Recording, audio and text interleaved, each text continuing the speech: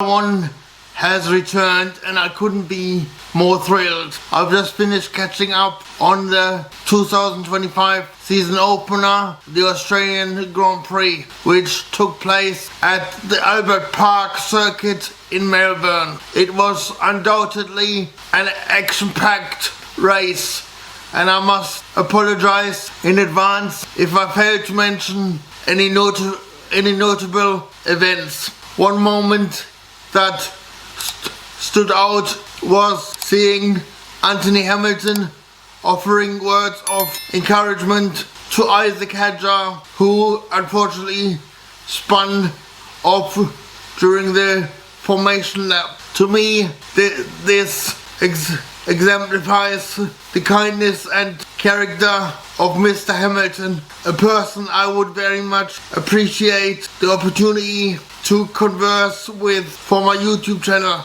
Perhaps at some point this may be facilitated. The race saw several dramatic incidents, including an early crash by Jack Doohan, as well as others, including the experienced Carlos Sainz Jr., who faced difficulties with his Williams. I do hope that both Alpine and Red Bull management will show understanding and not make hasty decisions regarding Isaac Hajjar and Liam Lawson due to their misfortunes this weekend. The conditions were extremely challenging, and it wasn't only the rookies who were struggling. Fernando Alonso also lost control, which allowed Lance Stroll to finish in 6th position. If I'm not mistaken, this result should not go unnoticed, as it highlights Stroll's ability to manage a Formula 1 car and demonstrate skill, especially given the difficult conditions. Finishing the race while keeping it on track without a race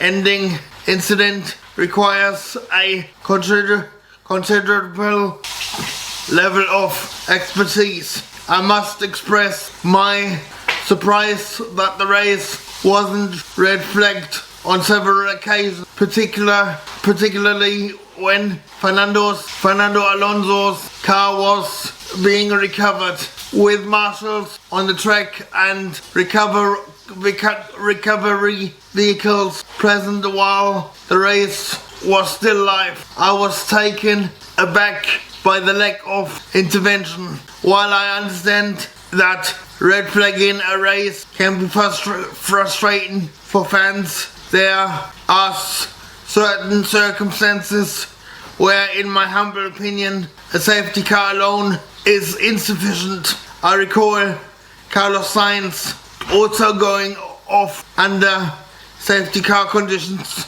I do not wish to place blame on anyone. The race director and the FIA must have had exceptionally difficult task to manage the race under such circumstances. Lewis Hamilton encountered a challenging start to his Ferrari career. If memory serves, he did lead the race briefly. Throughout the race, I noticed considerable communication between him and his race engineer. At times, it appeared that Hamilton was somewhat overwhelmed by the volume of information being provided to him, even though he did not request it. Nonetheless, it was admirable to see him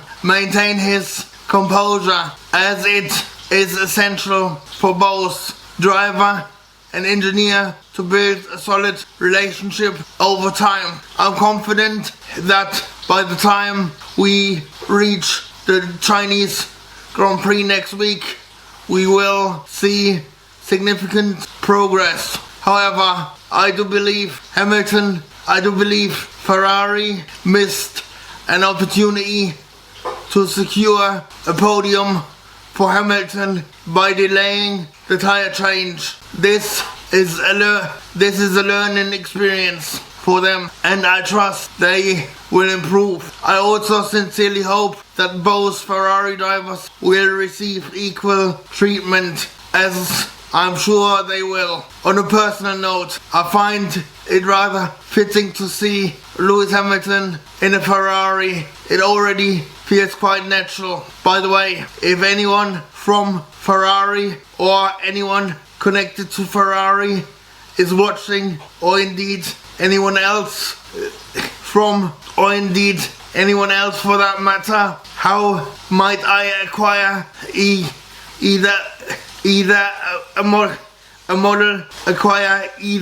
a model of Lewis Hamilton's helmet, or dare I say the real thing? One can only dream, of course. In all seriousness, I find this helmet design quite striking. I also get the sense that despite the challenges of the weekend, Hamilton is still enjoying his time at Ferrari. Kimi Antonelli also had a commendable race, and George Russell's third place finish is certainly encouraging. What a disappointment it was for Oscar Piastri, who was performing so well in second place. I truly believed Hamilton might finish first and second until Piastri's unfortunately lost control. Nico Hülkenberg finished a solid 7th place, securing 6 points. Given that Sauber scored only 4 points across the entire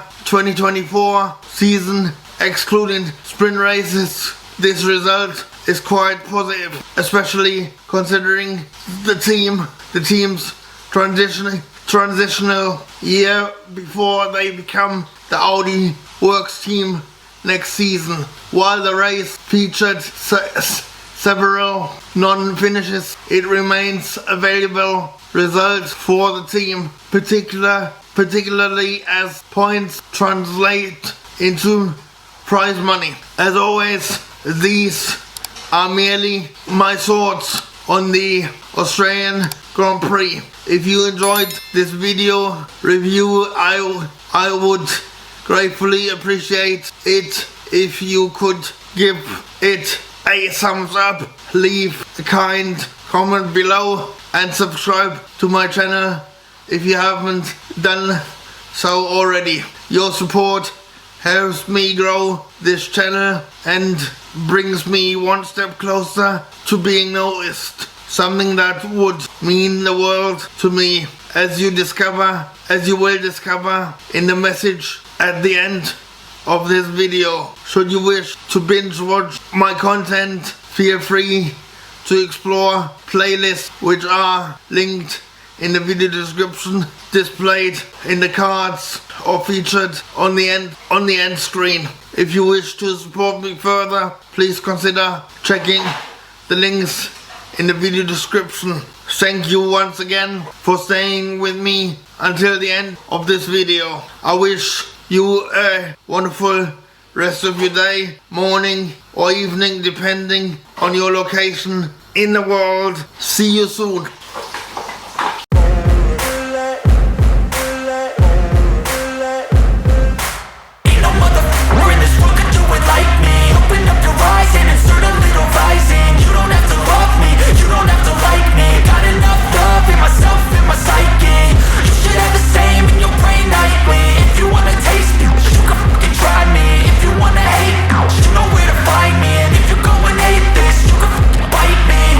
In my lane fast, call it high speed. I've been working hard, yeah, I've been working nightly. If you think you'll win, nah, likely. I be taking shots, yeah, cold-blooded, icy. Watching numbers grow is what I call sightseeing. In the front row, run it up when they hype me. The following grows, they know how to ignite me. Call me CEO, I've been running